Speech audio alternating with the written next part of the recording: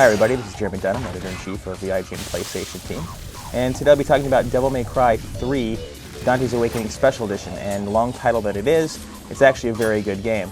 Now if you have a sense of deja vu, that's for good reason. This game was released last March, and we've already actually done a really in-depth video review of the game last year. So if you are curious about kind of the gameplay mechanics and the things that make it tick, you might want to check that out. The whole focus of this piece is to talk about what's new in Special Edition, which is actually pretty extensive for what it is. Now the biggest addition this year, of course, is the addition of Vergil, Dante's evil twin brother, who was actually your opponent in the original version of Devil May Cry 3, but now you can actually play through him as the entire way through.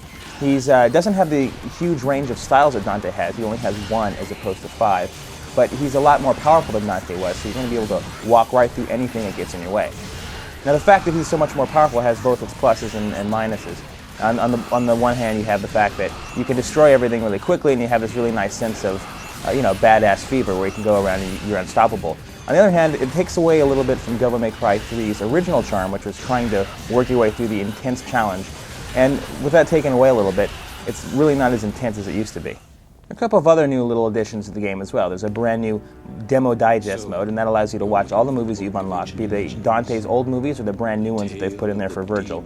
And there's Bloody Palace mode, which is essentially a huge arena level where you can fight waves and waves of enemies for up to almost 10,000 levels. It's actually pretty cool and a nice little feature. But the real question is this worth going back and picking up again? And that really depends on who you are. On the one hand, if you've never played Devil May Cry 3 before, then definitely this is one of the best action games around, and it's easily up there with Resident Evil 4 and God of War.